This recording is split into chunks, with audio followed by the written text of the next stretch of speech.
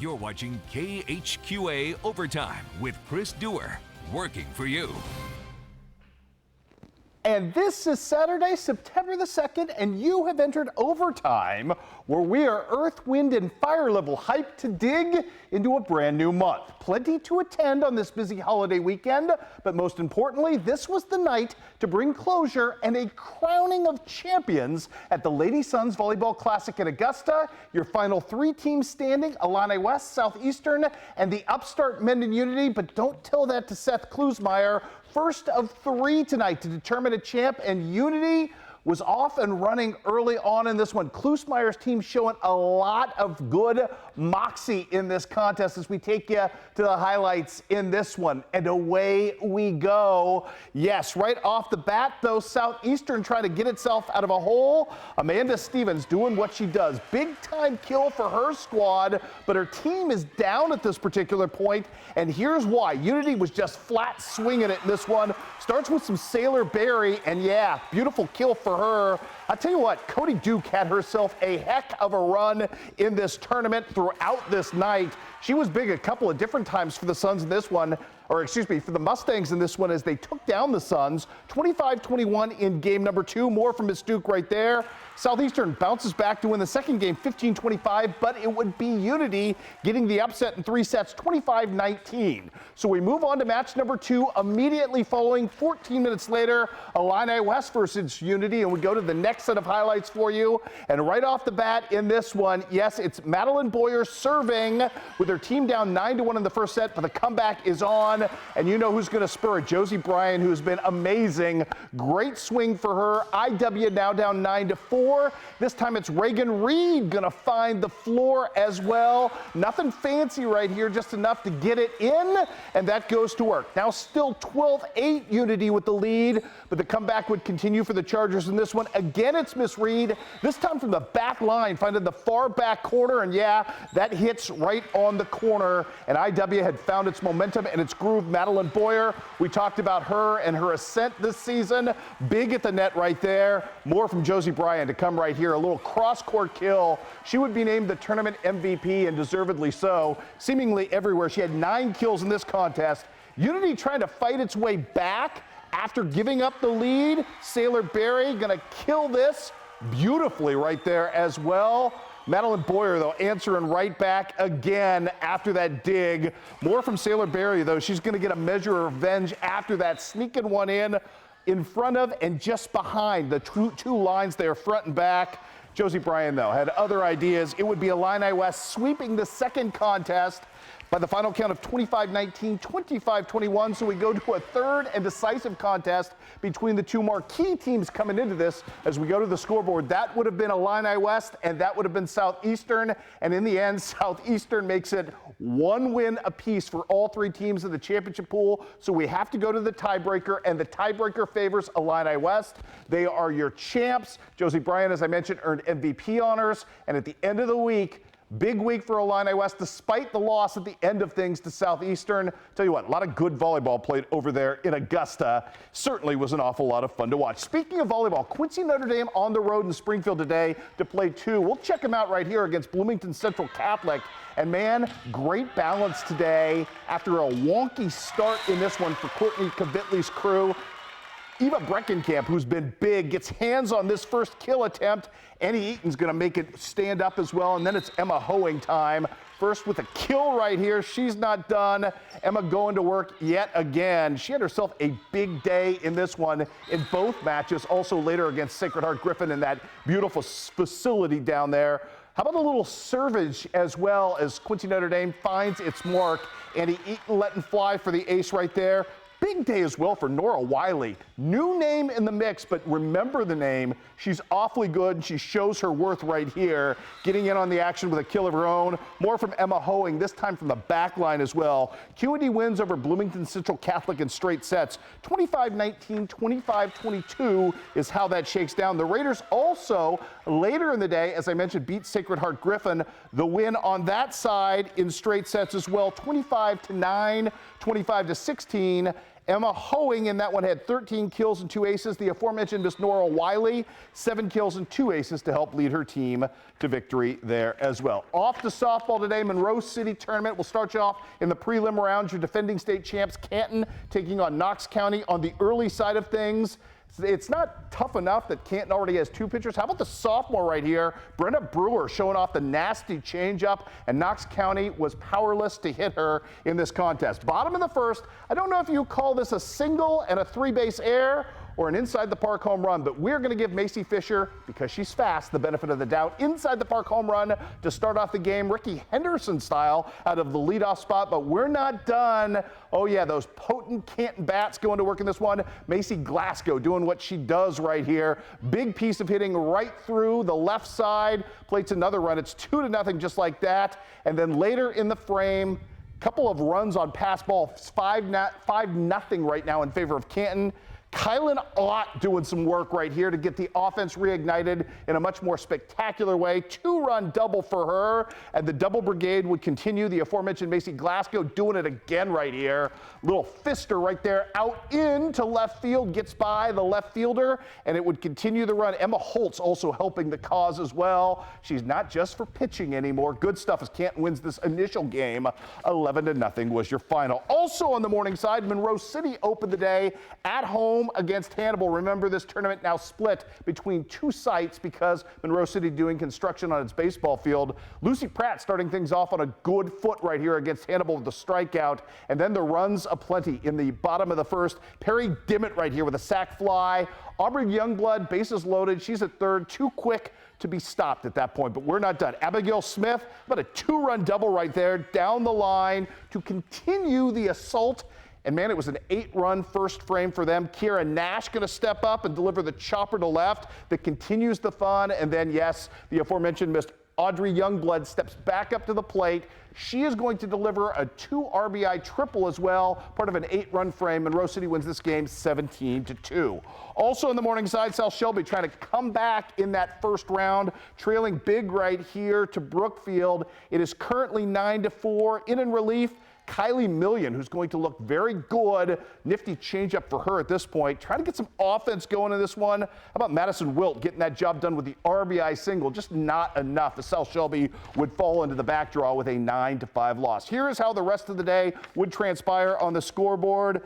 Monroe City and Canton both defeated today, so they fall into the back draw in the semifinals. Montgomery County ended up being your tournament champion. They beat Monroe City 7-6. So in the third place game, it's Monroe City and Canton. And again, Monroe City somehow finds a way to put 8 runs on the board in the first inning, and they beat up on the state champs. 15-5 is your final. So the Lady Panthers end up taking third place. Canton settles for 4th place. And as I mentioned, Montgomery County is your champion of the Monroe City tournament. And we have more softball scores to pass along as well. In the back draw today, South Shelby wins the consolation title with a pair of victories over both Knox County and Hannibal. Highland today down at the Francis House Central Tournament. They sweep the whole darn thing. Not only did Highland win this thing, in the first game of 2 today, the Highland Lady Cougars deliver 5 home runs. They had 6 home runs in the day. They beat Westminster. They beat Francis House Central. Highland is for real, kids. They are undefeated, and man, what a win today. What 4 wins they had over the weekend. Good showing for them as well. One more set of softball scores, the made-up Troy tournament. After a loss yesterday, Bowling Green plays its way back with 3 straight wins, and they end up taking 2nd place. So big win right there for the Bobcats as they beat Winfield to close it all out. 7-3 was your final. And we are just getting warmed up here on the big overtime show. We had plenty of high school football today. We had college football as well. All of it coming your way in just 2.5 minutes.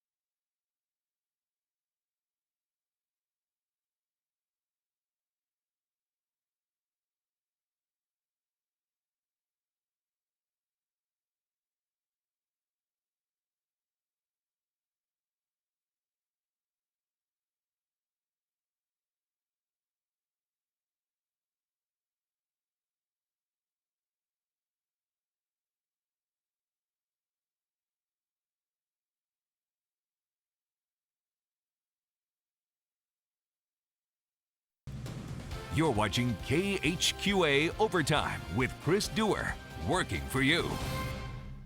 And welcome back to Overtime, true believers. Missouri 8-man high school football this afternoon from Knox County. State-ranked Plattsburgh in tall order for the Eagles. This one of the reasons why Dante Bingham is a talented back. He puts his team up at this point 6-0. It would stay that way thanks to some defensive work on the two-point conversion by the youngster Reese Miller, who looks good, snuffing this out against Mr. Bingham right there.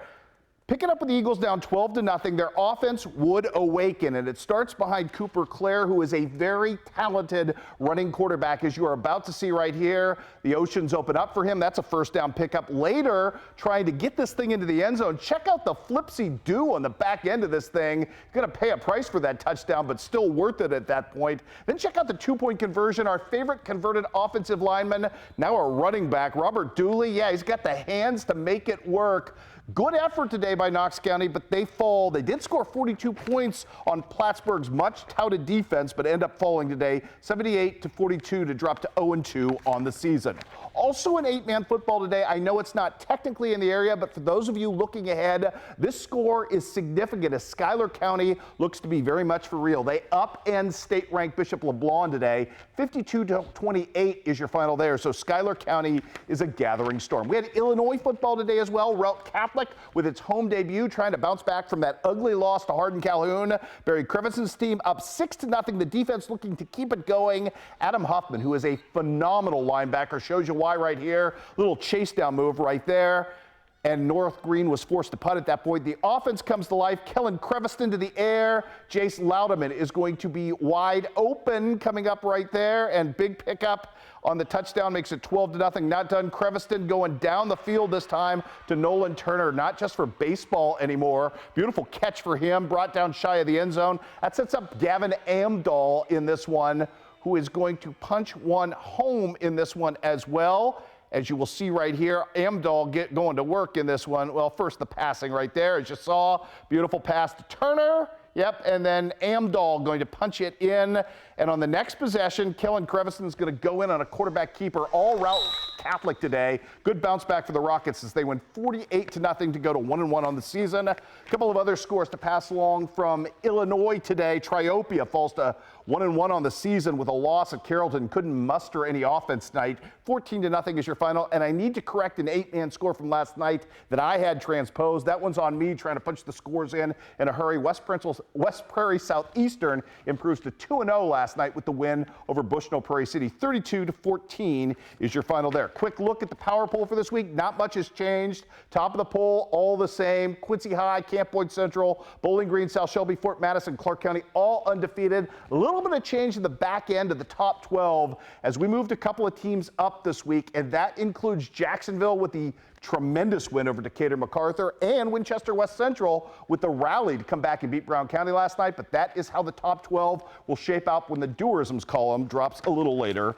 this week. We had soccer today. Quincy High School on the road at Columbia, Missouri, visiting the powerhouse Rockbridge squad. Parker Rainwater with an amazing setup here to Abe Soti, giving the Bruins the early lead in this one. Rockbridge looking to replace the scoring output from some very good players last year. They're not struggling to do so, as you will see right here more, as Mr. Rainwater is going to chase one down and find Henry Jenks wide open. And yeah, it was that kind of day for the Blue Devils. They give up 6 goals unanswered and fall today by the final count of 6-0 against a very good Columbia Rockbridge team. Better news today on the road for Quincy Notre Dame as the Raiders, behind a pair of goals from Brody Jones, end up beating Lincoln today. 5-0 was your final on that one. I want to talk some cross country with you now. We can tell you today at the Granite City Invite with 44 teams, good showings by the Blue Devils, both on the boys and girls side. The girls finished 10th overall. The boys with a top 15 finish. The only medalist on the day for either squad at the varsity level, Tommy Hass on the boys side with a 27th place finish. Top 30, of course, ended up getting medals there. Score you don't see there, and something that transpired tonight down in Memphis, Tennessee, the Bowling Green Bobcats running in a spotlight national event, taking advantage of the holiday weekend and running very well there.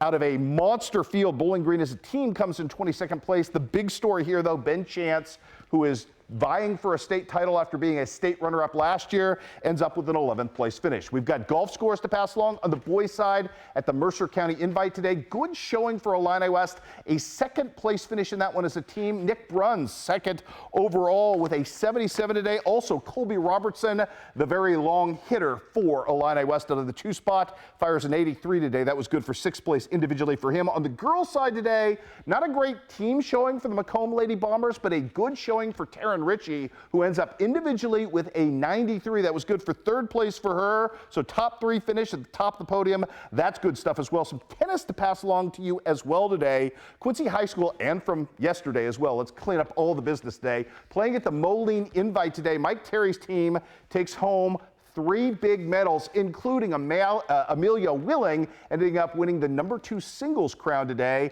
Lily and Phoebe Hayes are number 2 at number 1 doubles, and Annika Reedy ends up the day with a number 1 singles 3rd place finish. So congratulations to all of them. Score we did not have a chance to bring you last night. Quincy High School gets the win over Alleman on Friday, 8-1. The Blue Devils in team play, now 2-0 on the season. And we come back here on Overtime. It's time to talk some college football.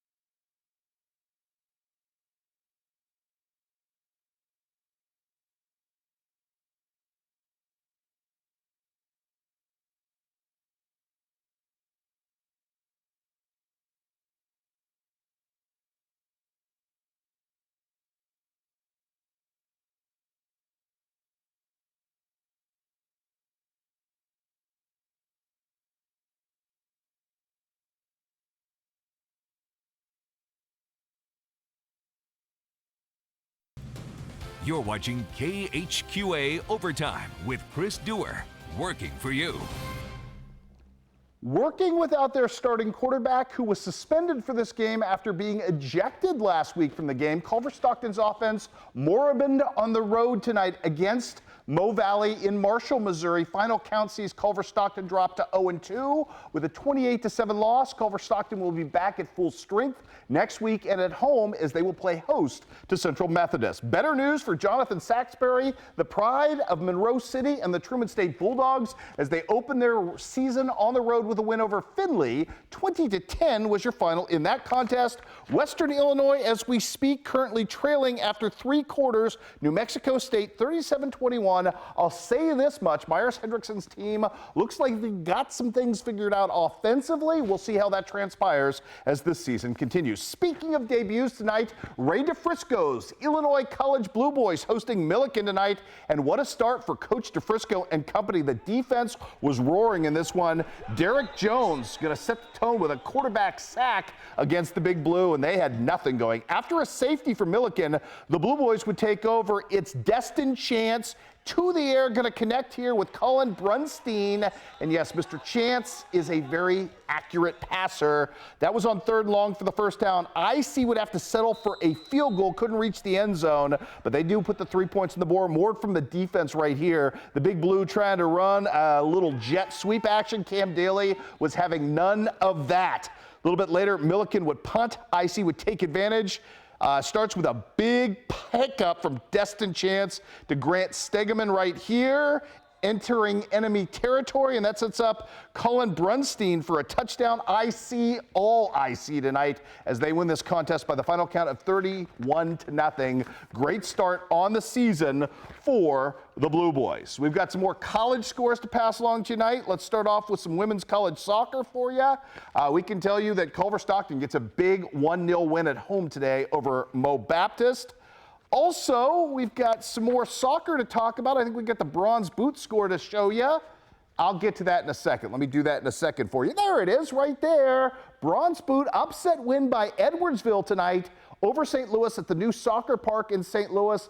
Significant in this game because we have 3 Quincy Notre Dame graduates playing in this on various sides. Mitchell Murphy finally gets some revenge on his old teammates, and not only does he get revenge, he scores the golden goal tonight for SIU as they beat the Billikens. 2-0 is your final. The Billikens, who opened the season nationally ranked, are struggling to find scoring at this point. All right, want to talk about some news that we discovered today. There will be some homegrown flavor to the Western Illinois women's basketball roster starting this winter. That is because KHQA has confirmed that Macomb High's Ainsley Holthouse has joined J.D. Gravina's program as a preferred walk-on. Obviously, the star guard will have probably a more limited role at Western, but obviously she is somebody who's drawn praise already with her work ethic. No surprise to anybody who knows Ainsley and her athleticism, so we'll see how that all plays out. Nice to have a homegrown Leatherneck in the fold, and we'll have more overtime coming your way straight after this.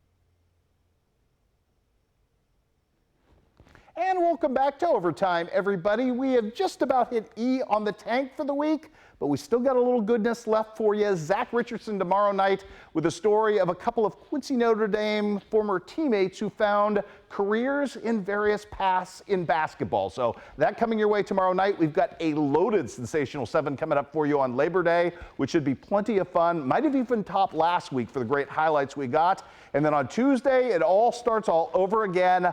Couple of huge games coming up on Tuesday, including on the soccer pitch and on the softball diamond, plus a tribute to one of the most successful coaching figures in the history of our area coming up Tuesday night as well. So we'll have that story for you, and then we'll roll through the week. And next week, obviously, week 3 of the high school football season. We've got a monster schedule there on Friday. We've got games on Thursday and Saturday next week for the high school and college football as well. It is going to be a great overtime next Saturday. Hope you can join us right back here at 10:30 next weekend. We'll bring you all we can in the half hour we're allotted. We work hard so you don't have to. Have a great weekend, everybody, and we'll see you right back here next Saturday for Overtime.